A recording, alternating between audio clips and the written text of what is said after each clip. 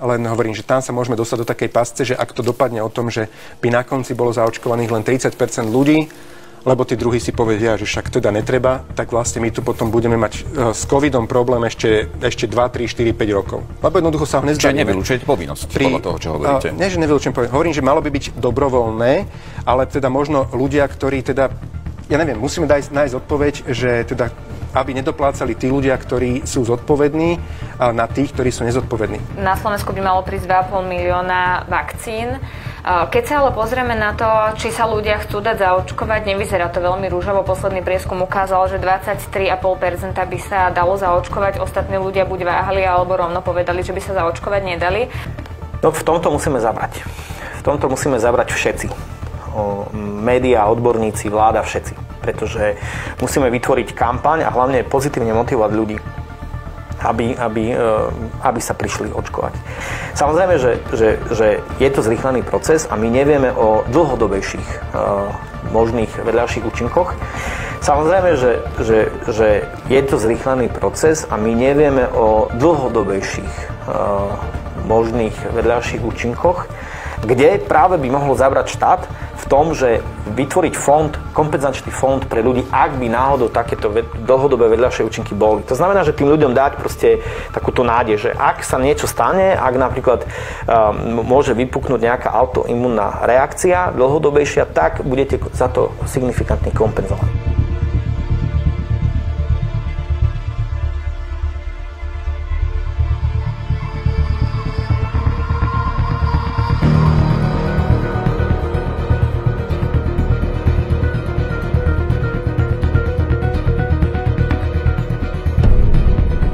GSK Sanofi. Kauza Zantac. Spoločnosti sú v súčasnosti predmetom vyšetrovania Ministerstva spravodlivosti USA. Hromadia sa žaloby. Zantac bol 10 ročia propagovaný ako bezpečná liečba pálenia záhy.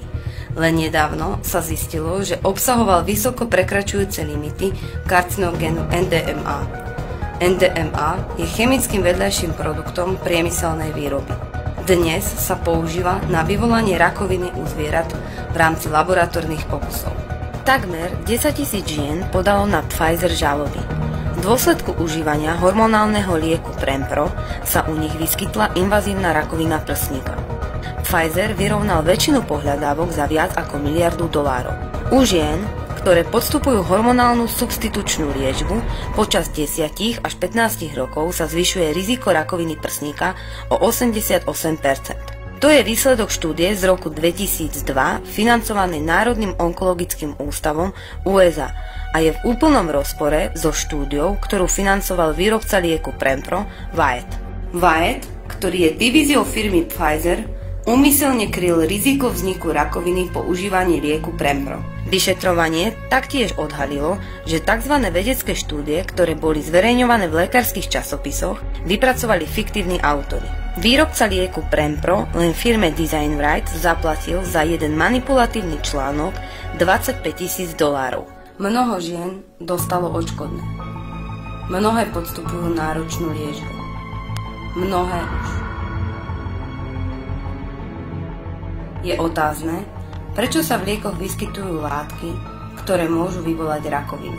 Pfizer kúpil firmu Medivation za $14 miliárd, ktorej hlavné zameranie sú lieky na liečbu rakoviny.